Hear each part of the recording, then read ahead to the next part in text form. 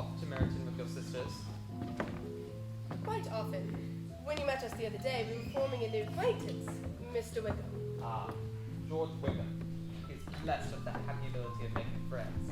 Whether he is equally capable of keeping them is less certain. It seems he has been most unlucky to lose your friendship. I remember hearing you say once, Mr. Darcy, that you do not easily forgive the faults of others. Are you very careful then in first forming their resentment? I am. And never allowing yourself to be blinded by prejudice? I certainly hope not. To might I ask to what these questions tend? Simply to the illustration of your character. I am trying to make it out. And what is your success? I do not get on at all.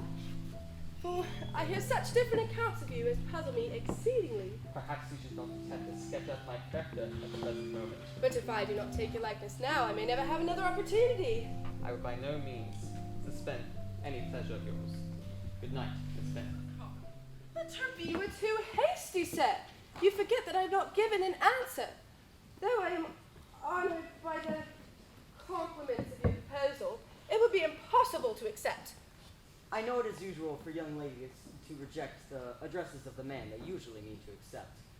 Now, when I do you the honor of asking again, I shall hope to hear a more favorable answer. Upon my word, your expectation is rather extraordinary. I am perfectly serious in my refusal. You flatter me, my dear cousin. I know my hand is worthy of yours, and being that I am to inherit this estate after your father's death, and your own dowry is so small, it is unlikely that you will ever get another offer of marriage. Now I must attribute to your rejection in the wish of increasing your love by suspense. Mr. Collins, can I not speak plainer?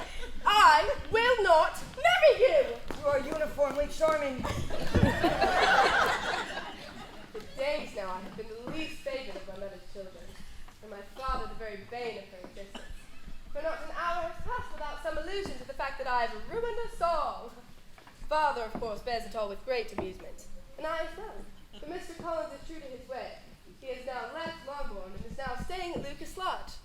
My only regret is my dear friend Charlotte having to endure the same insipid conversation as I had before. Elizabeth, Did you happen to pass through the village of Kempton on your travels? We might have, but our trip was curtailed, Mr. Wickham. I only ask you because it's the living in which I should have had. Wonderful place, Kempton.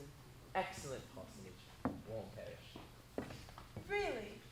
And how should you have liked making sermons, Mr. Wickham? Exceedingly well. It would be just the thing for me. Because I have heard from authority that there was a time when sermon making was not so palatable to you as it seems at present.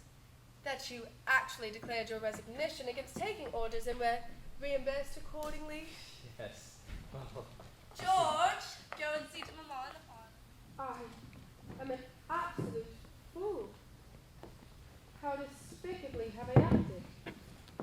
How blind, partial, prejudiced.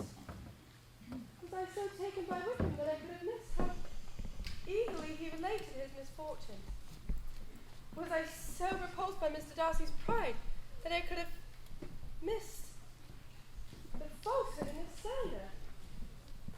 Am I so used to the follies of my own family that I had forgotten how ridiculous we were sold here? I have courted with ignorance and driven away reason. Until this moment, I never knew myself.